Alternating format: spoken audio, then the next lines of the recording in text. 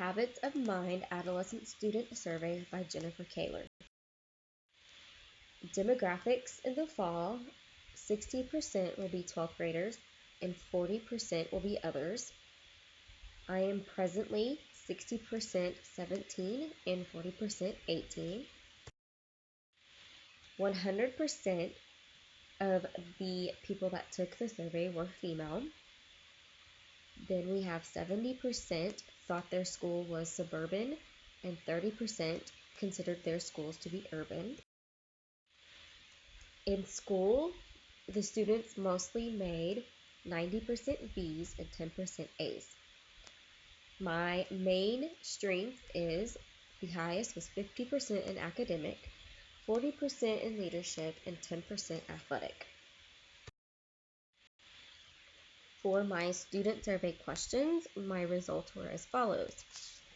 For question number 1, I focus on the job at hand and do not give up easily. 4 students agreed, and then I had 6 students across the board that were either strongly disagree, neutral, or strongly agree.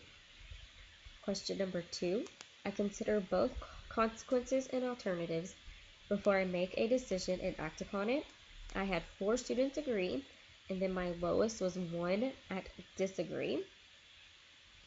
Survey question number 3, I spend time listening to the points of view of others and try to understand how they feel.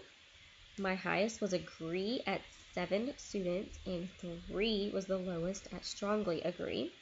Therefore, no one was neutral or disagreed. Number 4, I look at situations with an open mind, and I am willing to change my mind when presented with new information. I had my highest was 5 students agree, then disagree and neutral were tied for 1 student each. Number 5, I evaluate what I do know and what I don't know and reflect upon how my decisions affect others. I had 5 people agree, and my lowest was 2 people that were neutral.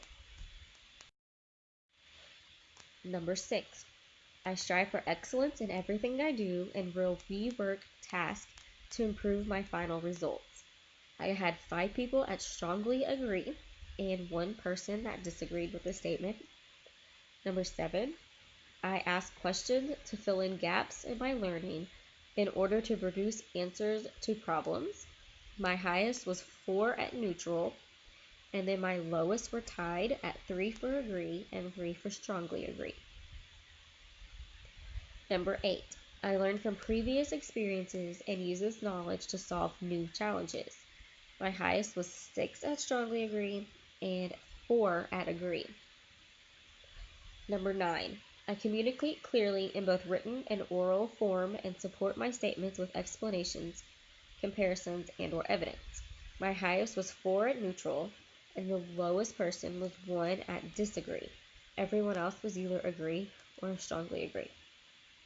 Number 10, I like to learn from hands-on experiences, the world around me, and use all 5 of my senses to find solutions to problems. My highest was at 6 for strongly agree, then it was tied at 2 for agree and 2 for neutral.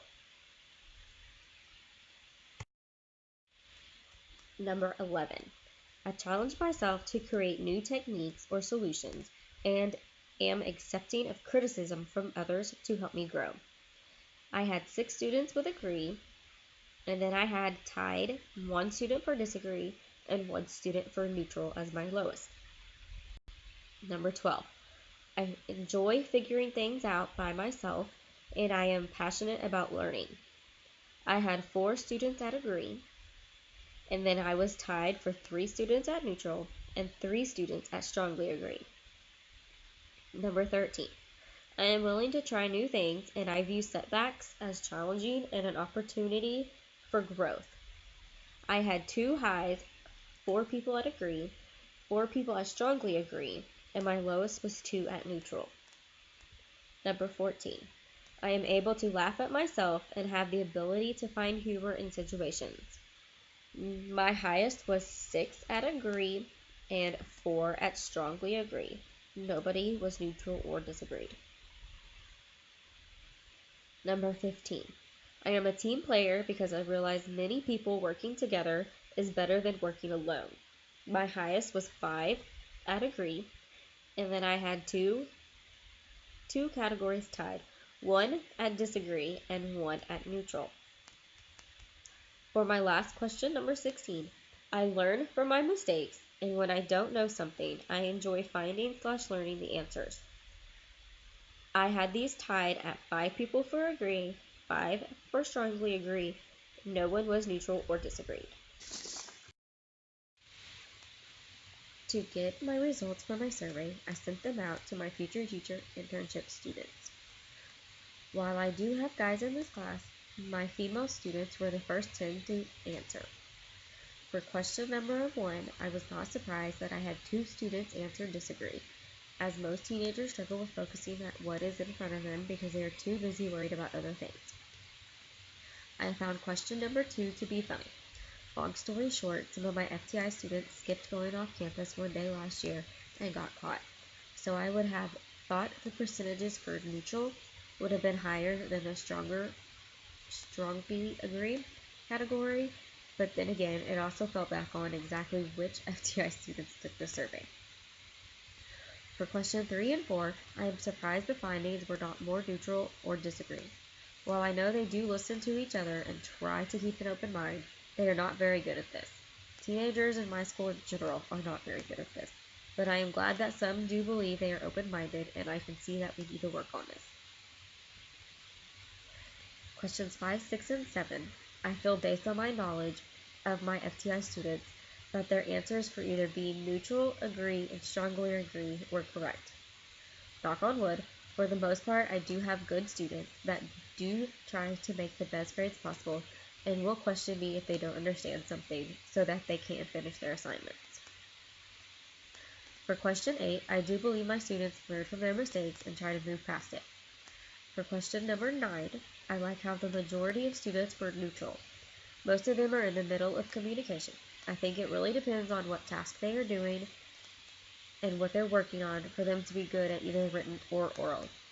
I also believe they are good at both, but sometimes they are stronger in one than the other, like I said, depending on what we're working on. So that's why I believe the majority of them choose neutral. For question number 10, I am so glad that my 6 people said they strongly agree with hands-on learning experiences, as that is what my FTI class is. So they did not really surprise me with their answers. For question number 11, I had 6 students agree that they accept criticism to grow. Being an intern, you have to be able to take whatever feedback that the mentor teacher and I give you based on your cheat sheets that we saw that day. If you cannot, you will probably not make it and you can't take it to heart. If a teacher got their feelings hurt every time they heard something negative, the classroom would probably be miserable and so would the teacher. So I'm glad that these 6 people said that they can take criticism. For questions 12 through 16, the results of my survey did not surprise me. After all, I am teaching our future teachers, so I would expect them to have these qualities such as figuring things out on their own, trying new things, laughing at themselves, being a team player, learn from their mistakes, and finding the answers to a question they don't know the answer to. I really did like reading the results from the survey. I would like to have all my FTI students take this quiz during their first year in the program, and then again at the end of the second year, so we can see how they have grown during that time.